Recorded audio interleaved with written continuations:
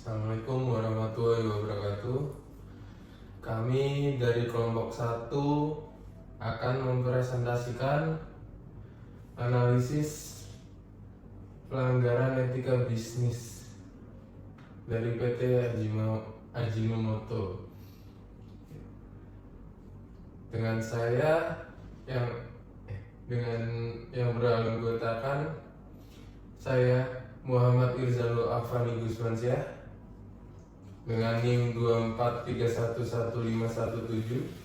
Saya Muhammad Taufik Nur Bolang dengan NIM 223111284. Saya Zafirudin Rahmadi dengan NIM 243111019.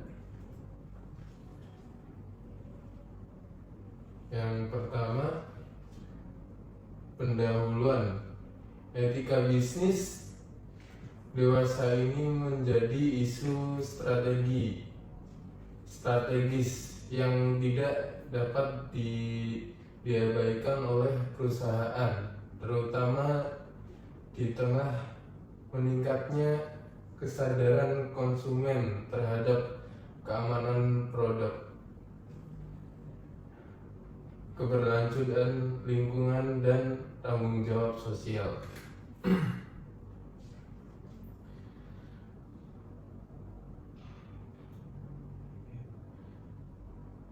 Kasus PT Ajinomoto menjadi contoh penting dalam memenuhi bagaimana praktik produk dan pemasaran yang menyimpang dari etika tersebut dapat memicu kontroversi publik sejak awal 2000-an hingga periode terbaru 2020 hingga 2025. Perusahaan ini beberapa kali menghadapi tuduhan serius, mulai dari penggunaan bahan tambahan tambahan pangan berbahaya hingga praktik promosi yang menyesatkan konsumen. Yang kedua, tujuan pustaka. Yang pertama, definisi etika. Etika berasal dari kata Yunani yang berarti etikos, yang berarti kebiasaan atau moral. Etika sebagai studi filosofi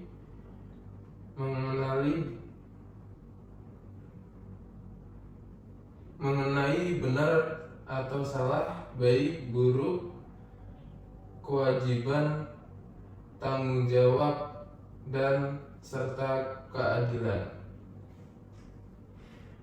Yang kedua, etika bisnis. Etika bisnis menurut Karpf. Etika bisnis adalah seperangkat prinsip moral yang menjadi pedoman dalam aktivitas ekonomi agar tercipta keadilan dan kejujuran. Menurut Velquez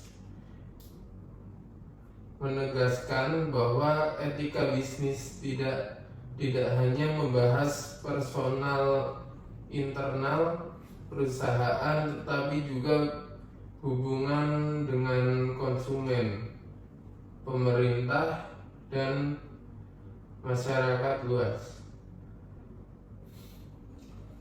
Yang ketiga, etika produksi.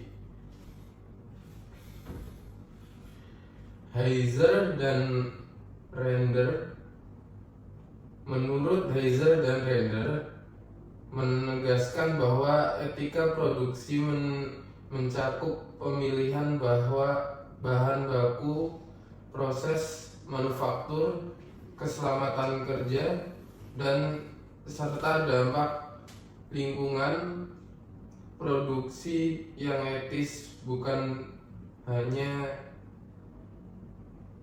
berorientasi pada efisiensi, tetapi juga memastikan bahwa output tidak menimbulkan bahaya bagi konsumen maupun masyarakat. Secara garis besar, etika produksi dapat dijabarkan ke dalam 3 aspek utama.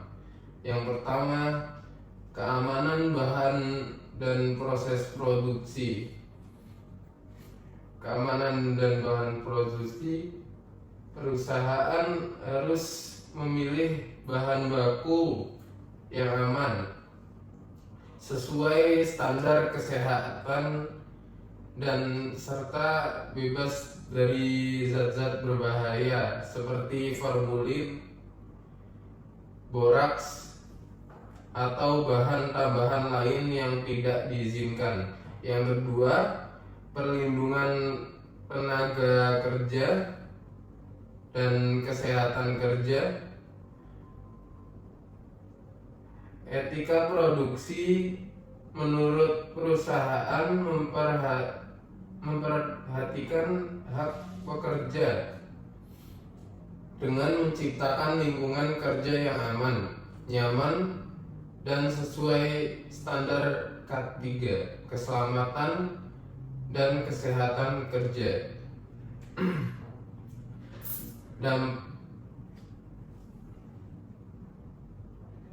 Dampak lingkungan dan berkelanjutan. Produksi yang etis harus memperhitungkan keberlanjutan lingkungan, termasuk pengolahan limbah efisien, energi, serta penggunaan sumber daya secara bijak. Poin yang keempat ini, etika pemasaran. Menurut Farrell dan Hertelin mendefinisikan etika pemasaran sebagai penerapan prinsip moral dalam promosi, distribusi, dan penjualan produk. Praktek pemasaran yang etis bukan hanya tentang meningkatkan penjualan, tetapi juga menjaga kepercayaan konsumen dan melindungi hak mereka. 3 aspek penting ketika pemasaran adalah: yang pertama, kejujuran dan transparansi informasi. Yang kedua, perlindungan hak konsumen. Yang ketiga, keadilan dan keberlanjutan pemasaran.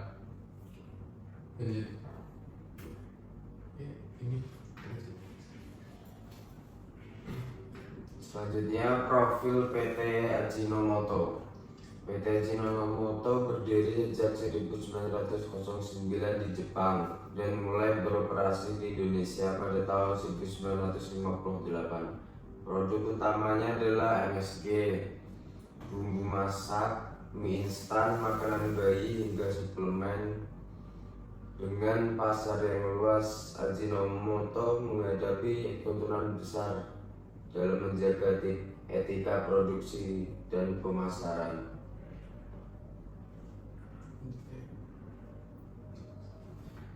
Selanjutnya, analisis kasus pelanggaran etika.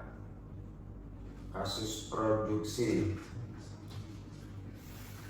Ajinomoto Indonesia pernah dituduh menggunakan formalin dalam MSG pada awal 2010-an. Walaupun kasus ini akhirnya mendapat klarifikasi, isu tersebut tetap melekat pada citra perusahaan. Penggunaan bahan tambahan yang berbahaya jelas melanggar prinsip etika produksi.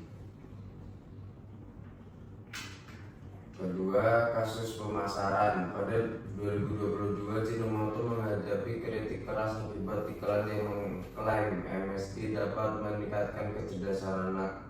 Klaim ini tidak didukung penelitian ilmiah yang sahih. Lebih jauh, strategi distribusi yang terlalu agresif bahkan ke sekolah-sekolah menimbulkan keresahan pada masyarakat.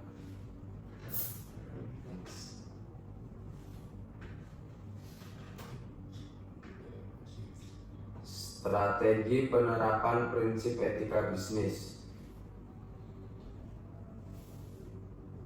Pertama, tanggung jawab sosial perusahaan atau CSR. Ajinomoto harus memastikan seluruh lini produksi mematuhi standar keamanan pangan. CSR tidak boleh berhenti pada kegiatan amal, melainkan mencakup integritas etika dalam operasional, seperti pengawasan ketat rantai pasok, edukasi konsumen tentang gizi seimbang, dan komitmen lingkungan melalui pengelolaan limbah dan energi hijau.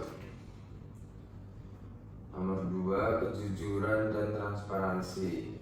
Label gizi sesuai fakta tanpa klaim berlebihan, promosi berbasis bukti ilmiah, dan audit terbuka oleh regulator atau pihak independen.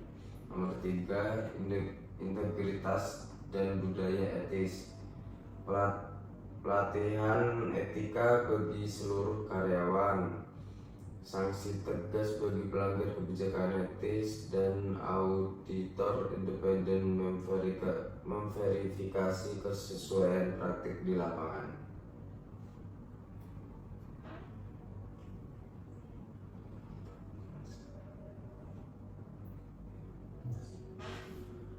Selanjutnya, dampak penerapan etika.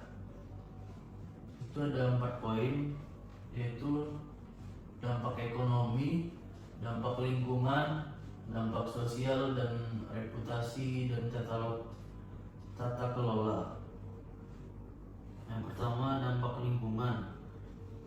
Efisiensi energi, pengurang limbah, serta inovasi produk ramah lingkungan akan memperkuat komitmen Ajinomoto terhadap keberlanjutan. Kemudian dampak ekonomi, reputasi yang membaik akan meningkatkan loyalitas konsumen, memperkuat daya saing global, serta membuka peluang investasi baru. Ketiga, dampak sosial, perusahaan akan mendapat kembali kepercayaan masyarakat, mempererat hubungan dengan komunitas lokal, serta berkontribusi pada pembangunan berkelanjutan. Dampak sosial,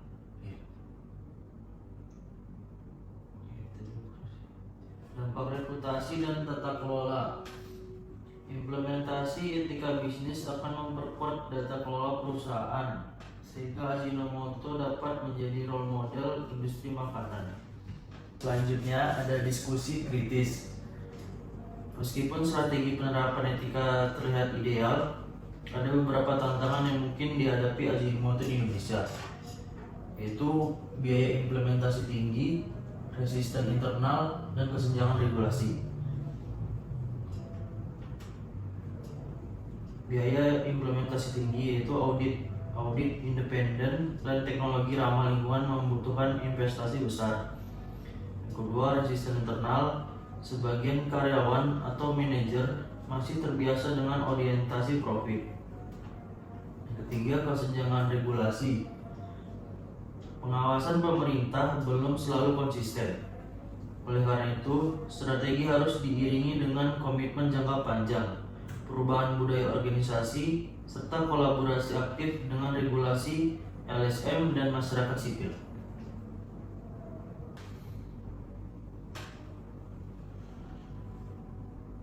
Yang terakhir, kesimpulan. Analisis menunjukkan bahwa PT Ajinomoto telah menghadapi kasus pelanggaran etika serius dalam produksi dan pemasaran. Faktor penyebab meliputi tekanan pasar, lemahnya pengawasan internal, dan orientasi profit jangka panjang. Strategi penerapan etika bisnis mencakup 3 aspek utama: CSR, transparansi, dan integritas budaya etis. Jika strategi ini dijalankan secara konsisten, Ajinomoto dapat memulihkan kepercayaan publik, memperkuat daya saing, serta menciptakan keberlanjutan bisnis jangka panjang. Sekian presentasi dari kelompok kami. Jika ada salah, mohon maaf. Wassalamualaikum warahmatullahi wabarakatuh.